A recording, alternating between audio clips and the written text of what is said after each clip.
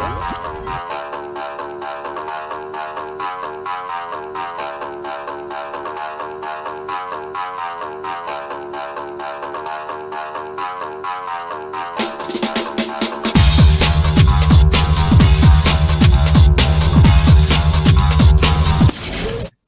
scarred for life, but I'm set for life, and I'm set for life, but I'm scarred for life, and I'm coming at you. I'm fucking crazy. I'm fucking psycho, fucking insane. That's the fucking chorus right there. You nailed it, dude. You nailed it. You nailed it, and you visually transformed into fucking Joe Rogan. You did. You fucking, Oh, Joe Rogan, yeah. Yeah, you did. You visually transformed yourself into Joe Rogan. It was amazing. You're watching the BigRoom live on Twitch. You're the BigRoom. You're watching the BigRoom live on Twitch. Yeah. Woo! Woo! How you doing? Can you hear me? I hear you. Awesome. That's good news. I have no idea how stable I'll be. My internet's been wonky all day. It's amazing you can do your job with it always. You're always having these wonky issues. Is it It's not the computer, it's you think it's your interwebs? Yeah, I think it's the interwebs, yeah. Yeah? Yeah. Do you have who's the provider? Is it are you using Verizon or something else?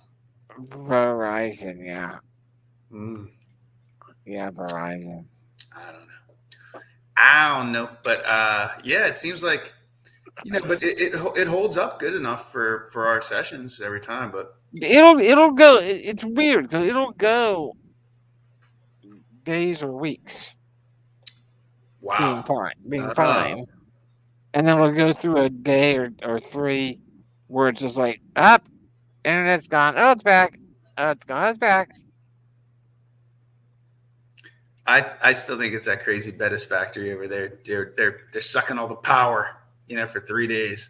They're running some neutron collider or something underground. Who knows what they're doing? Sucking up all the energy. That's not good. That's not good. Any word from T? Any updates on T? T said, yeah, he's not making it because he's already in bed. Family and kids at early bedtimes. He got early. Daddy. He's got his early work day tomorrow, so he's already in bed. So that's good.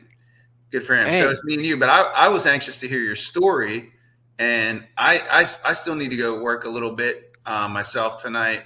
But I was anxious to hear your story, and that's what I was mainly wanted to jump on. The other thing is, just to catch up, but I tell you what's going on with me in 5 minutes. How's the whole? Where's the CDL trucking? Yeah. Oh, so last Wednesday I went down, and I didn't do good. I didn't pass they have this truck that's like from 1970. It's fucking terrible. It's so old. and I can't, when you're shifting gears, vroom, vroom, vroom. When you're shifting gears, you have to know the vehicle. You have to feel every vehicle is different, I'm not used to that clutch and stuff. I've only used it on the practice pad. I've never got it above third gear. Out on the road, you're going up 5, 6, 7, 8, eighth gear, even though it's just a city. And then I stalled it. There's a car right up on my ass. I'm on a hill, and I couldn't drift backwards. And that was fucking nerve wracking. And then I pull it up and get ready to get on the highway. And it's like, I didn't have it in the right gear. And it was like, and I was like, fuck this. And the guy goes, you want me to take over? I said, yep. Pulled over. And I was pissed. And I was like, dude, so he drives the highway. I liable would have got us killed on that thing. And I said, look, man, you're trying to rush this process. I should have been in the passenger seat. You should have taken me on the route. I never drove this. I never drove a truck like this in my freaking life. And you put me behind the wheel the first time. Are you fucking nuts? You're going to get us both killed. Like, I should have been in the passenger seat. You should show me the route. Explain to me, like, the process down there it's really, I would not recommend this training program to anyone at this point. It's long. There's bad communication. The training is shit. It's like ridiculous. And, you know, if somebody wants to really do this, they could pay $5,000 and get hired by a company all with a permit. You get your CDL permit. There's companies that will hire you and put you through their training on brand new trucks. The truck that you'll drive, it's going to be your truck is the one you train on. Like, that's a good system. This thing this is like, oh, you're saving $2,000, but you're practicing on a truck that's like it's held together with Band-Aids and rubber bands. It's like from 1970. Right. Like, literally, like, their shit doesn't work. The windshield wipers randomly pop on and off. It was a truck that delivered the fake Jaws creature for the original Jaws movie back in 1973. Yeah, it's something, dude. And I was just like, I'm like done with it. But then I said, you know what? I was pissed off. I was driving home and I was like, should I go get with this other company? It's $5,000. But I have to start my training all over and I'd lose, you know, I wouldn't get my $1,000 back. So that it would end up costing me $6,000. But instead I said, look, I'm going to fuck the standard transmission. Put me on an automatic transmission. This means on my license, my CDL, if you get a manual transmission, you can drive any vehicle. Right. And my initial logic was, if there's whatever loads available, if it's already attached to a tractor and that tractor happens to be a manual transmission, I'd have access to, because less people can drive manuals and give me more options, more load options. Yeah, totally. But it's a modern age. I think most of the vehicles are going to be automatics anyway. And mostly, I don't want the stress that comes from a manual transmission. And most manual transmissions are going to be older model trucks. That means my safety is my highest concern. I'm not worried about making a couple, $100, even a couple $1,000 more on a load if I'm driving a fucking piece of shit like this. So I was like, you know what? If I only am limited to driving an automatic transmission, it's going to ensure that the vehicle's at least 1980. Right. And I can always refuse a load, but I don't have to worry about that shifting on gears, burning out the clutch, getting stranded. A lot less headaches with automatic transmission. I said, you know what? I'm going to pass this training with the automatic. Take me out. So tomorrow I go down. I'm taking out the automatic one. All I have to do is worry about steering it and staying between the lines and shit. I don't have to worry about the whole clutch thing and the shifting thing, which is a lot. That's a lot less to worry about. So I should be good.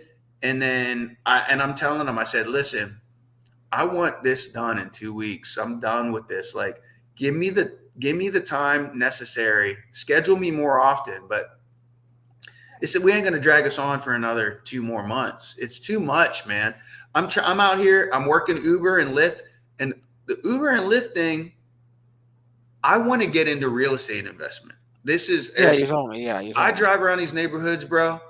There's so many houses that are like, you can see it's nice house. And then this house, it looks like you were talking about that last time we were on the stream. Yeah, like there's so many opportunities here, and I want to get into doing that. But I can't. It's hard for me to have time to study that and do the Uber and Lyft thing because I don't know I don't know if I'd have more time or not in the truck. I really don't know. I probably won't. I don't know if I will or not. I really don't know. But I want to still follow through with that and try that option out while I'm continuing. I did buy the course.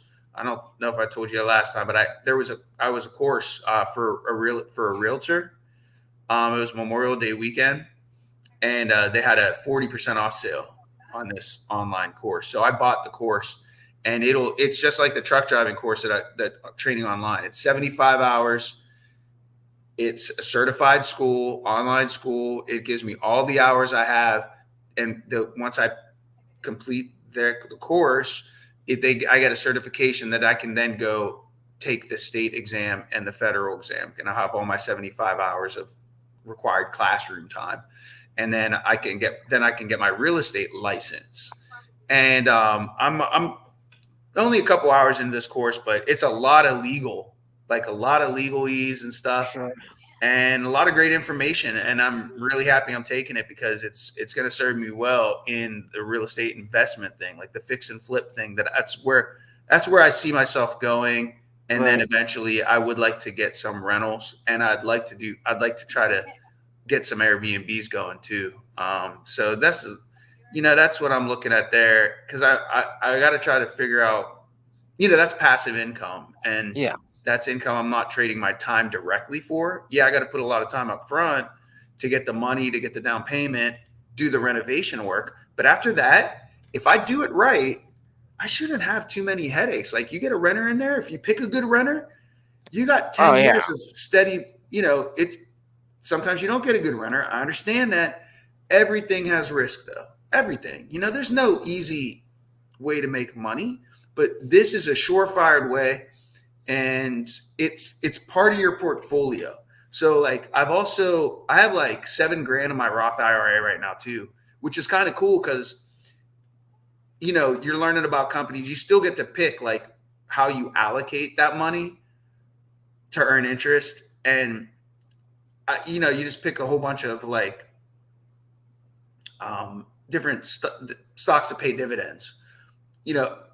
Traditional companies, and then some like companies that manage these things, and you get like maybe 3%, 4% or more. Like I think some of these pay as high as 8% on whatever money you have in there, and it that's not guaranteed there either. Well, the higher the percentage, the more risk there is.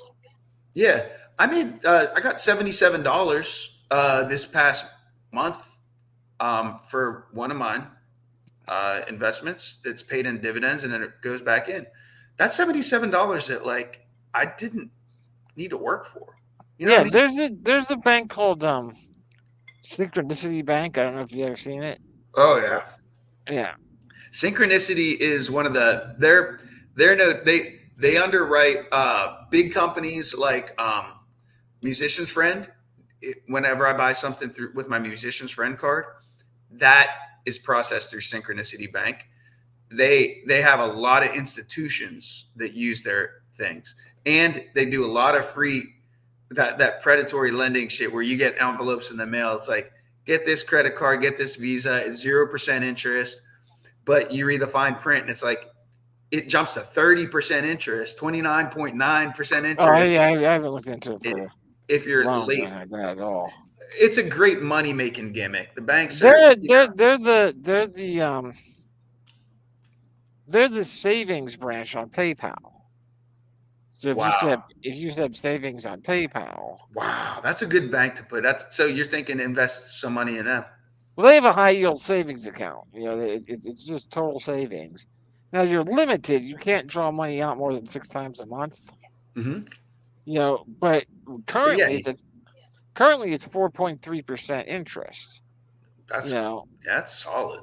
So I took some of my gambling winnings. Yeah. Back then, it's better than keeping it in the bank. Yeah. So I have like $15,000 in there now. Yes. And that's like, that's awesome. Yeah, that's bringing back like $600. I get like 50. Yeah, like $50 a month right now is what I'm getting. That's great. Just out of interest, just for sitting there. Yep, $600 a year. Yeah. That's now you got your money making money for you. That's investor level thinking. Like, we don't think 4% doesn't sound like a lot, but when you have a big chunk of money, it's like, it's nice, right? As long as you keep your eye on the, as long as you, that's I just have like an alert set up to let me know if it drops below 4% interest a year. Because if it's below 4%, then I can just transfer it over to like a CD or something. I don't really want it in a CD just because if you have it in a CD, you can't withdraw it anytime you want. Yeah. But I'm not going to withdraw it more than 6 times a month anyway. Right now, No, I that's a mean, like, great deal. Yeah. yeah, Because but yeah, with the IRAs, it's 10 years. It's a 10-year. You can't touch your can't money touch it, right? Yeah, without penalty, without yeah, totally. paying taxes on it. But if you let it mature, then you what is it with the Roth? My maturing palate, One of you pay the taxes when you take it out. That's the right, 401k. The right. Roth is like paid the taxes. I can't remember. I don't fucking remember. Like I don't think that I don't think you pay taxes on it when you withdraw it, or I don't maybe it's know. the other way around. The 401k you pay taxes, and then when you take it out 10 years later, you don't pay the taxes. And the I Roth don't IRA, know.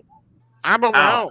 I don't remember, but like on Robinhood is where that's where I have my Roth IRA set up through, and they pay you 3% interest, 3% instantly on any money that you bring in, even if you bring it from another. Like if you brought it from Synchronicity Bank and Right, moved it into there, they would instantly give you 3% on as a cash match on right, any money you bought in there. And then you would have to pick your portfolio, you sure. know. And it's a I don't know, that's a good system. Whatever. It's kind of fun too because it kind of gamifies the process. It gives you something to look at. You get to look at like stats, charts. It's just like any type of gambling. Like it makes it more interesting when you don't mind looking at the stats and charts when it affects your money. And like it's cool kind of to be like, man, I own some stock in Amazon and Right, Microsoft, right. and I have and like these real estate investment trusts and stuff like this that are building shit. Like I can't own a building, but I got whatever $1,000 over here and $1,000 over there, $1,000 in there, Yeah. and and then you see your little dividend yield, and it's a good feeling, man. Like so, and I think I have like like I said, I made. So anyway, that's that. Just doing that, and that's about it. That's everything. That's everything for me. Queen Akine is doing good. She's Still enjoying partnering with me. no updates with anything with that, with the immigration, but she's staying positive and staying happy, and Right. that's great. And her grandma is doing good, and I always love calling and hearing them, Sure, yeah. hearing them being happy, hearing her grandma laugh and stuff like that. It's nice. It warms my heart because she was like on her deathbed before Cynthia got there. So Oh, yeah. yeah, she wasn't doing well. So like Yeah, she's not a lot going on here. Everything's still going well. I started one cool thing at work was normally I don't know if I mentioned this last time or not. Maybe I did. I don't remember. But um, normally I have every other week I have a meeting with my vice president. So it's a one-on-one. And that's the way it's set up. Like every other week I meet with my vice president and update him on my accounts. And then the other people that are in the same position as I am, they meet with their vice president or whoever, and they update them on their accounts.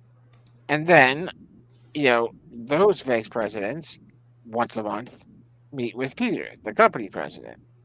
And so then, they have their one-on-ones with Peter. Mhm. And so then just recently, last week, I think, or so, Peter contacted me directly because I had gotten, American Express to do a little bit of a deal with us. And so Nice. now Peter wants me to meet with him one-on-one on a regular basis, which is pretty cool because that's only the vice presidents meet with him on a regular basis one-on-one. And so now he's got, he wants to meet with me one-on-one just to discuss my clients and what else we do. Yeah, that account, like that Yeah. accounts. Those are my accounts, yeah. So that's pretty cool. Other than that, though, just been, hanging out, doing work. Nothing major happening. Haven't won any other big pots, but keep Are on, you still in the getting. game? Oh hell yeah, hell yeah, hell yeah. We had a good one last week on Saturday with the MMA where won a few $100. I thought we didn't win anything. We had two losers. You pick 6 fighters in the MMA fights. Usually, if you lose, if you have two losers, you're out. You're done. But the 4 people that we picked to won so dominantly that we still won. I still picked up like $300. So Sweet, dude. Good three hundred job. bucks when you think you won nothing, like Ah, that's crazy. Like when you say I watched the fights and I wasn't watching it at my computer, so I was just watching it over there. I wasn't seeing what everyone else was doing. And when I had the second loss, I was like, fuck. That was it. Lost that money on that one. Then checked it out later that night. I was like, wait, where'd I get all this money from? And I looked and I was like, whoa. So nice. but it felt like 3,000 because I thought we had won nothing. Yeah, right. Yeah. So our fight night got moved, but I saw. Yeah, I saw. yeah, I don't know. We can Like, plan something else. So we can plan something else out. yeah, try to look at that date now to try to clear that date up for the future. Yeah. And then we got to try to coordinate with TK. Oh, I did get together. TK and Rebecca came down on Sunday with the Sunday. nephews. Yes. Yeah, just a couple days ago. Sugar Hill. You saw it on the BigRoom post. Pictures of the Sugar Hill gang. Oh yeah. And we all, yeah, it was great, man. They came down here. I made some food. I had I made some fried fish sandwiches for them and some tuna melts for the kids. And then we all drove our bicycles downtown. Got like front row, like pretty damn close. Not front row, but like we had a nice view of everything. Got to enjoy that concert. It was awesome, man, because it was like full circle for me and T. Oh yeah. Like, we were literally their ages when we used to break dance. And the band that we've neither of us ever saw perform live in our life, we were, 100 feet from, and they're performing. They killed it. As guys that are 16 to 20 years our senior, and up there, and just had a great show, great performance, very polished, tight. They had tons of energy. It was so fun, and I was like, man, that is they. And it was moving. Like, it was so great. Like, I was just like taking it in, and the kids enjoyed it, but to be there with like TK, like we used to break dance to that music. And now we're hearing it as adults with that. It's kind of surreal, man. And it was great. And that was a great time. That happened on Sunday. Oh, and then the past 2 days, I don't know what's going on. If there's a high pollen count, it says that the air quality is good, but I have like that burning sensation in my throat that shows up every time I get exposed to COVID, but also allergies. Like, it's the same thing. It's like, it feels like itchy, scratchy, and my eyes are like watering, tearing up a lot. There's past like all day yesterday and overnight. It started the night before. So I don't know what I'm allergic to or what happened or what. I don't know. I did. I really don't know. I don't know what it is, like what I came in contact with or whatever, but it feels like a cold, but it's not a cold. It's allergies. So I'm like trying to take some allergy medicine, but it really is not helping. Like, my throat still has that burning sensation in it. And I took some, like, my eyes have calmed down. Okay. From earlier. But I don't know what I'm exposed to here. And if I cough, I feel like, that like weird taste, like if you have something in your lungs, like, or in your throat or something, like it's like a mucus or something. I don't know, but it that smell, like whenever you're sick and you smell ketchup and it smells weird. Yeah. Vinegar smells weird. Well, I don't really have that, but sometimes like there's something wrong. Something's up. Something's trying to catch me. I don't know if it's a cold. I think it's allergies, but I'm taking this allergy medicine. It's not really doing much. I don't know if I got to switch allergy medicines. I'm not sure, But K-Rock thought she had a bit of a cold last night. what? And just one night? It seems to be better today. Like it started the night before last. What are the It was, symptoms? basic, some coughing, kind of a runny, stuffy nose, some sneezing, Mhm. just standard cold symptoms. It might be like hay fever type shit. I think there's Yeah, it could be. everything's in bloom, wind's blowing around. I don't know. I seen goldenrod out. Pretty sure I'm allergic to goldenrod because like Okay. they're just like pure pollen. They're like they have a plumage like this that's just pollen. It's amazing. I don't know why this plant it grows like a weed, wild in PA. There's Right. got to be a use for it. I would imagine that the bees can make honey from this stuff. Like Gotta be gold- something, yeah. There's got to be some, but it just nobody does anything with it. I don't know if there's any medicinal benefits, but that stuff gets in the air and like it kind of fucks with me, man. And Sure. it happens to me like now and then strangely in the fall. And I've been experiencing because I never had allergies my whole life until probably just a few years ago, like Yeah, me too. I say the 5 same. years ago. Yeah, it started. Well, all right. That's our life catch up. I'm ready for a short story, and then All I'm right. gonna bounce and go put in a couple more hours I got to do of my slave job. All right, so the challenge this one was a flash fiction challenge. Okay. So 1,000 words maximum. The genre was action. Action. Action. Awesome. The primary location had to be a battlefield, Okay. and the item that had to make an appearance was a corsage. Okay. So here's what I wrote. The Let's see what title he does with it. Generational Bloodshed. All right. And it goes like this. Another series of explosions shattered the air above me, all around me. Any semblance of a strategic battlefield had evaporated into chaos days ago. Lines of communication had been severed, companies had been splintered. All that I was left with was the overriding knowledge that someone from my side, someone from the allied House of Conrad, had to be the first to break through the defenses and deliver our offer to the High King. I couldn't help but think about our primary opponents, Dontagon's Vagabond Legion, as they would be struggling through the exact same conditions, sometimes miles away, sometimes right alongside us, when hand-to-hand combat added just another potential end story for any one of us. And while this particular version was, by all accounts, bloody and more tumultuous than any that could be found in our history books, it was by no means unique. Some version of this played out every 16 years, when the High King would offer his allegiance for the coming generation. That meant not only the protection provided by the royal military, but the unparalleled economic opportunities of having unrestricted access to any of the markets found on the plethora of planets in the Empire.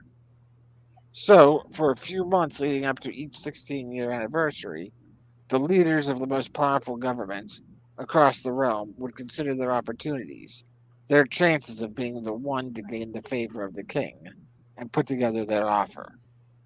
Then, as a proving ground, they would have to fight their way to the Palace of the Illuminated, battling against a small portion of the Empire's might, as well as any other competitors who had thrown their hat into the ring this time around. The humming of a blaster bolt whizzing past my head, followed by the loud thump and splash of mud across my face as it impacted a few inches away from me, shocked me back to my current reality. I looked around me and saw Julius, the only remaining member of my platoon, about a dozen feet further down the trench to my left. We were only 100 meters or so from the boundary that separated the battlefield from the palace. Once across that boundary, no further conflict was permitted. I steadied myself, With a coordinated approach, Julius and I might be able to make the last dash in one go. I inhaled deeply to call to him. My call became a muted yell into the void as a new set of detonations went off, much closer to the ground. One of the blasts in the middle completely engulfed Julius, leaving an ash statue in his place for just a second before it separated into a million pieces and flittered into the atmosphere. I scrambled to my feet, clawing my way out of the gutter as quickly as possible. I couldn't wait any longer. Suddenly, somebody leapt over the trench, landing in full sprint a few feet away from me. I saw the large silver V highlighted on the back of the jacket and knew instantly it was one of the vagabonds. If they got to the borderline before me, everything would be over. I started running after them, but momentum was on their side. In desperation, I pulled my blaster and fired off as many shots as I could muster. The increasingly muffled sound of each shot confirmed that the weapon was running on empty. One of them hit the back of the vagabond's thigh, but instead of ripping through the leg as it should have, the impact only knocked the sprinter off balance and sent them tumbling to the ground. That was enough time for me to get on top of them. I pulled my knife and thrust down into the back, between the shoulders, just above that shiny silver V. 11 days ago, before the battle had begun, I had never killed anything, let alone another sentient being. But I had been told that this generational bloodshed was necessary. It cleansed the path for the years of peace that would follow, and I believed it. Now, I couldn't remember what number this was, as I continued stabbing my blade into the rapidly expiring thing beneath me. I was up and running again as pellets peppered the ground around me. I felt the air vibrating as I dove forward to my left, rolling as an explosion scorched the dirt behind me, propelling me forward with its concussive wave. I couldn't focus. My eyes were blinded by constant eruptions of light, the continuous bursts of sound moving steadily into the background as an unending ring took their place in my mind. I knew only that I had to move forward, crawl, stagger, fall, as long as it was forwards, until my body gave out. I fell one more time, and there was nothing but ringing and darkness. And then those were replaced by silence and illumination. I opened my eyes, and a man I recognized as the High King stood before me. Behind him, a beautiful young girl stood upon a flight of stairs. I had trouble distinguishing anything else in the room. The man spoke. "What have you brought me?" I blinked a few times in confusion. Instinctually, my hand went to my pouch, and I pulled out my portable transporter. Without even consciously knowing what I was doing, I held it up in front of me and activated it. Slowly, the rarest treasure from my home world materialized. The luminous Chesterfield flower. The corsage finished becoming solid, and the man took it into his hand, turned, and smiled at the young woman behind him. She returned the smile and nodded ever so slightly. "Congratulations. You have earned the favor of the king, his daughter, and the empire." I felt relief wash over me. I would have nightmares the rest of my life over what I had done on that battlefield, but that night I slept peacefully. And that's it. Nice. But I think it's a good. I think it's a good. Good visuals. Good visual, a good world to build on. You know, I mean, like there's a lot there going on. Yeah, that's true. In that world, that's just kind of Yeah. an introductory to a potentially larger story. Yeah, for sure, man. Yeah, definitely a lot of like very good visuals. You know, sets up what's going on and interesting.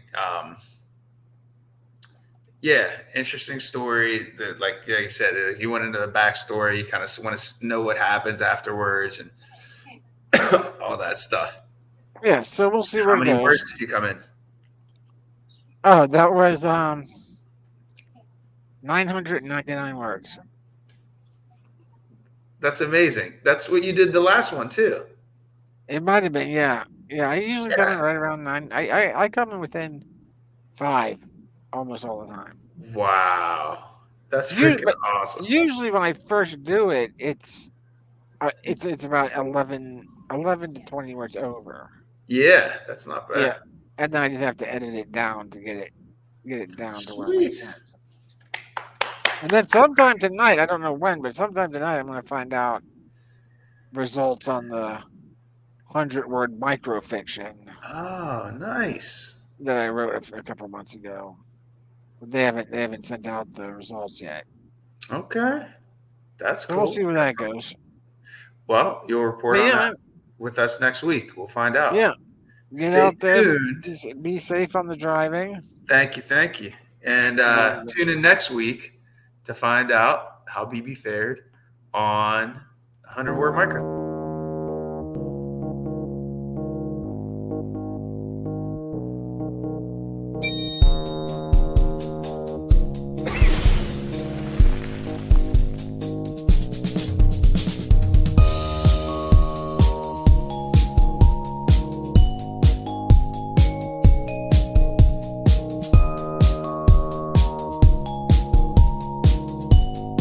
Something too. With advance, somebody's across the pond.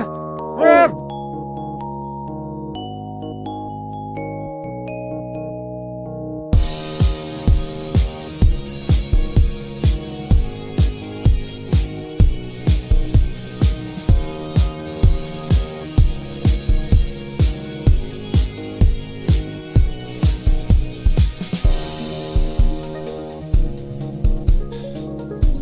Counter.